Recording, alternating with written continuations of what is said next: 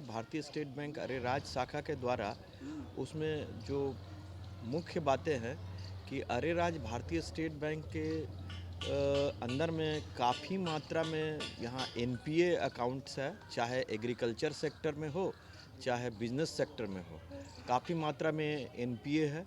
दूसरी चीज़ है कि यहाँ के केसीसी जो अकाउंट्स है, जो पुराने केसीसी अकाउंट्स है, बहुत ज़्यादा संख्या में यहाँ केसीसी के अकाउंट का रिन्यूअल नहीं हो रहा है।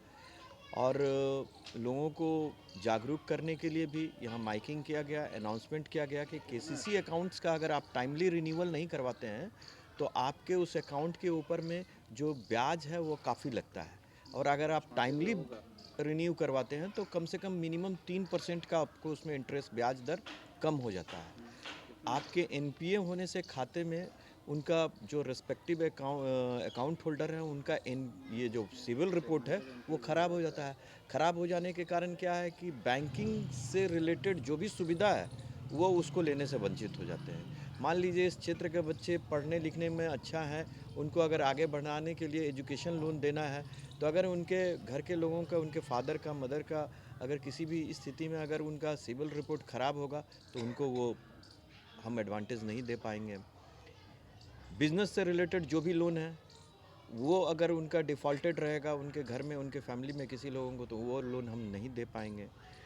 और यहाँ अरेराज के अंदर में दूसरी चीज़ क्या है कि अभी बैंक, स्टेट बैंक ने एक ऋण समाधान का स्कीम लेके आए हुए हैं। जो पुराने खराब ऋण हैं या जो पुराने एनपीए अकाउंट्स है उसको हम लोग बहुत भारी छूट देके उसको समझौता करके उसको हम लोग ख़त्म करना चाह रहे हैं, ताकि उनके ऊपर में बाद में अनावश्यक रूप से कोर्ट का नोटिस ना आ पाए और वो निश्चिंत होकर अपना रह सकें, उनको तनाव रहित रहे, और बैंक का भी जो लॉस हो रहा है एनपीए के कारण वो थोड़ा अच्छे कंडीशन हो जाए। क्योंकि यहाँ का जो एनपीए है वो एग्रीकल्चर सेक्टर और बिजनेस लोन, ये दोनों सेक्टर में बहुत भारी मात्रा में है। और अभी आने वाले 11 दिसंबर को नेशनल लोक अदालत होने जा रहा है, जिसके बारे में काफ़ी यहाँ लोगों ने माइकिंग करवाया है, प्रचार प्रसार करवाया है।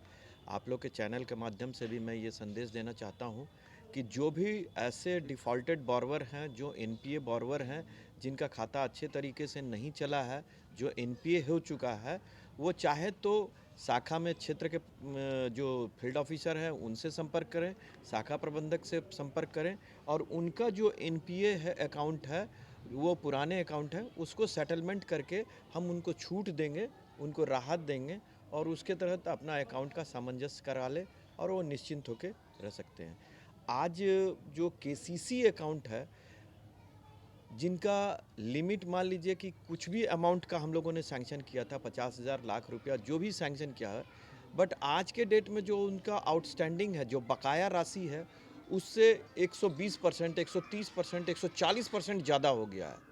अब 140% अगर किसी का लोन कितना दिया गया था, 1 लाख दिया गया था, उसका आउटस्टैंडिंग हो गया 1,40,000, तो वैसे खाते का रिन्यूअल करने के लिए उनको ब्याज की राशि कम से कम जमा करनी होगी, उनको लिमिट के नीचे लाना पड़ेगा, तभी हम उनको इन्हांसमेंट का भी सुविधा जो देना होगा, जब तक वो ब्याज की राशि जमा नहीं करेंगे उनको इन्हांसमेंट की सुविधा नहीं दे पाएंगे। और ओवरऑल जो बैंकिंग चैनल है, जो गवर्नमेंट की बहुत सारी स्कीम्स आ रहे हैं जिसमें उनको फ़ायदा मिल सकता है, अगर आपके खाते सही नहीं रहेंगे, आपका खाता एनपीए रहेगा, तो आप उस सुविधा को उठाने से वंचित रह जाएंगे। तो आज का मुख्य उद्देश्य यही था। अभी टोटल है 2.51। यहाँ अरेराज जैसे ब्रांच में करीब 2.5 करोड़ का एनपीए अकाउंट है। तो आप लोग ज़्यादा से ज़्यादा इसको प्रचार कीजिए अपने तो सर मीडिया में ही। 2020 में भी भी उस समय भी ये ऋण समाधान का प्रावधान आया था, आया था। और उस समय भी हम लोगों ने वो कुछ वसूली किया था, बट उसके बावजूद हमारे पास में अरेराज शाखा में करीब 2.5 करोड़ का एनपीएस शेष रह गया है, जो हम लोग लीगल नोटिस भी भेज रहे हैं, डिमांड नोटिस भी भेज रहे हैं।